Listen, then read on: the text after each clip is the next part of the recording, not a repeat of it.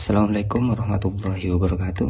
Kesempatan kali ini saya sudah memodif untuk kesekian kalinya kipas angin yang mini. Kebetulan ini dibuat contoh, karena kalau yang besar kan nanti ketika saya membuat videonya agak ribet. Tetapi pada dasarnya ini sama aja.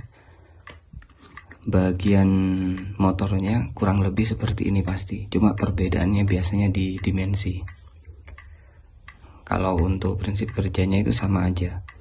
Dan untuk video kipas angin ini sudah cukup banyak kalau menurut saya. Pertama bagian tombol, terus ditambahkan smart breaker, terus ditambahkan dimmer juga sudah pernah, cuma di sini saya lepas. Terus karena dibuat alat yang lain tentunya dimmernya. Terus kalau untuk bagian pengaman ini memang belum pernah saya buat. Jadi ketika kipas angin yang harganya 100 ribuan atau 100, 200, 300 ribuan lah, bahkan ada yang 600 saja, ini nggak ada pengaman yang saya buat seperti ini. Nanti saya jelaskan. Jadi yang pertama, kalau yang umum untuk kipas angin, ketika bagian stator stator dan rotornya ini dia seret ya, nggak bisa diputar atau keras untuk memutar, tidak seluas ini, itu biasanya lari menjadi panas ke bagian besinya ini, lalu merambat ke bagian kawat emailnya. Ketika panas besi, kawat emailnya panas, kelupas untuk pelindung kawatnya itu, maka nanti akan konslet dan kebakar. Biasanya sangat umum terjadi seperti itu.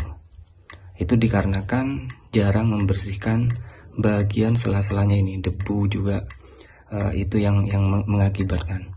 Kalau pada kipas angin yang mahal-mahal itu, biasanya yang mahal itu di atas 800 ribu ke atas lah. Biasanya itu ada pengaman ketika terjadi overheat di bagian dekat kumparannya ya, atau di bagian statornya, dia langsung akan cut off atau keputus, jaringan listriknya itu akan keputus. Ketika sudah dingin baru dia akan on lagi. Itu kalau yang mahal. Tetapi kalau yang murah itu ya seadanya, di on kan langsung nyala, mau panas atau enggak ya tetap aja, putarannya lambat atau enggak tetap aja dinyalakan kan. Namanya orang awam itu gak semuanya paham tentang panas di bagian ini. Nah, supaya tidak terlalu lama, di sini saya contohkan ini ya, sensornya. Ini sensor suhu untuk normal open atau normal close. Ini bisa dicek menggunakan multimeter. Di sini saya menggunakan multimeter, dan bisa juga kita tahu ketika kita membelinya, ini normal open atau yang normal close. Ketika tersambung seperti ini ya bunyi, ini berarti normal close, dan yang kita butuhkan adalah normal close. Jadi ketika suhu tidak terpenuhi, dia akan tersambung.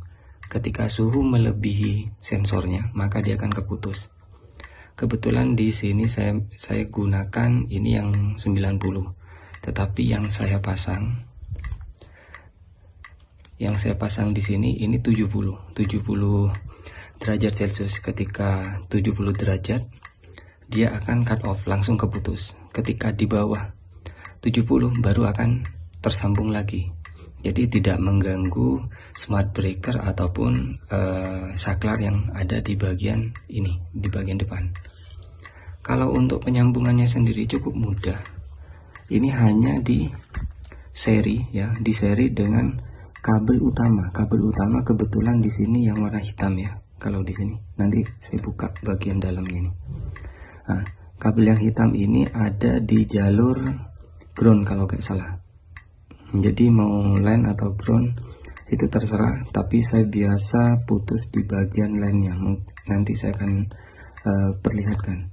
Nah, jadi ini di seri ya. Ini jalur yang masuk ya. Ini jalur yang masuk. terus outnya ke bagian kumparannya ini. Nah, ini saya gunakan yang 50. Oh, di sini saya menggunakan yang 50. Yang 50 derajat Celcius 5 ampere. Dan ini sudah cukup. 5 ampere itu sudah cukup untuk tidak membuat sensornya ini rusak, karena wattnya ini kecil, kipas angin itu biasanya kecil. Nah, ini 50 derajat Celcius 5 ampere itu juga cukup untuk kipas angin yang agak besar, itu gak masalah. Yang umum dijual di pasaran itu gak apa-apa. Menggunakan 5 ampere 50 derajat Celcius. Ketika suhu pada bagian besinya ini dia di atas 50, maka dia akan cut off. Nanti saya akan contohkan untuk melindungi kumparannya ini. Nah, pertama saya akan coba dulu aja.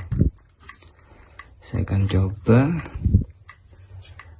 saya akan nyalakan dulu ya.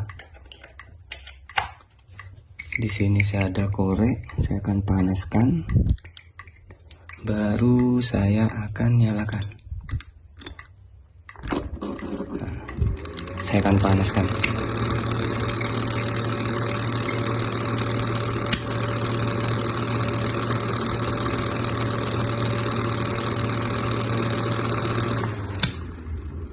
Nah, karena di atas 50 derajat ini langsung cut off. Nanti ketika suhu di bawah 50 derajat dia akan tersambung lagi. Jadi untuk melindungi bagian besi dan kumparannya ini supaya tidak overheat. Nah, ketika sudah di bawah 50 dia akan on lagi.